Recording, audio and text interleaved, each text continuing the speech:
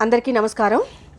అంబటి రాంబాబు, నిన్ను ఆంబోతు రాంబాబు అనేది ఇందుకేనేమో నువ్వొక మాజీ మంత్రి అయ్యుండి వీధి రౌడీలాగా మాట్లాడుతున్నావు. ఇందుకే రాష్ట్ర ప్రజలు మిమ్మల్ని రోడ్లు ఎక్కకండి రా బాబు అని మూలన కూర్చోబెట్టినా ఏ మాత్రం సిగ్గు శరం లేకుండా రోడ్డెక్కి నోటికొచ్చినట్టు వాగుతున్నారు. మా ఆరాధ్య నాయకుడు చంద్రబాబు నాయుడు గారి గురించి కారు కూతలకు వస్తున్నావు. ఆ రోజు అసెంబ్లీ సాక్షిగా ఆయన భార్యని అవమానించావు. ఈరోజు నడి రోడ్డు పైన ఆయన తల్లిని అవమానించావు. మహిళల్ని అవమానించిన వాడు ఎవడైనా సరే బాగుపడినట్టు చరిత్రలో లేదు. నీకు కూడా రోజులు దగ్గర పడినట్టున్నాయి. అందుకే నోటికొచ్చిందల్లా మాట్లాడుతూ ఇలా విర్రవీగిపోతున్నావు.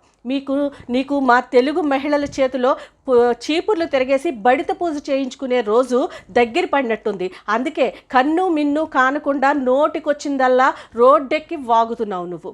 ఇంకా అలాగే ఇంకొకడు ఆ రోగి రమేష్, మా లోకేష్ అన్న గురించి ఏదో చిప్పు అది ఇది అని నోటికి ఏదొస్తే అది మాట్లాడుతున్నాడు. నిన్నటి వరకు చెప్పకూడదు తినొచ్చినా కూడా ఏమాత్రం బుద్ధి సిగ్గు వచ్చినట్లేదు. ఈరోజు మీ బాగోతాలన్నీ కూడా, మీ స్కాములు, మీ బాగోతాలు రోజుకొకటి బయటపడుతుంటే ఒక్కొక్కడు లోపలికి వెళ్ళి ఓసలు లెక్క పెడతా ఉంటే మీకు నా టైం ఎప్పుడు వస్తుందిరా బాబు అని కంటి మీద కునుకు లేకుండా నిద్ర పట్టక నోటికొచ్చిందల్లా రోడ్డెక్కి పిచ్చెక్కి వాగుతున్నారు మీరు. అంబటి రాంబాబు, ఆంబోతు రాంబాబు, అలాగే రోగి రమేష్ ఇద్దరు కూడా వెంటనే లెంపలేసుకొని చంద్రబాబు నాయుడు గారికి, లోకేష్ గారికి క్షమాపణలు చెప్పండి. లేదంటే మీ చేత మిమ్మల్ని ఈ రోడ్డు మీదకి ఈడ్చుకొచ్చి చీపుర్లు తిరిగేసి ఏ విధంగా క్షమాపణలు చెప్పించాలో మా తెలుగు మహిళలకి బాగా తెలుసు. ఖబర్దార్.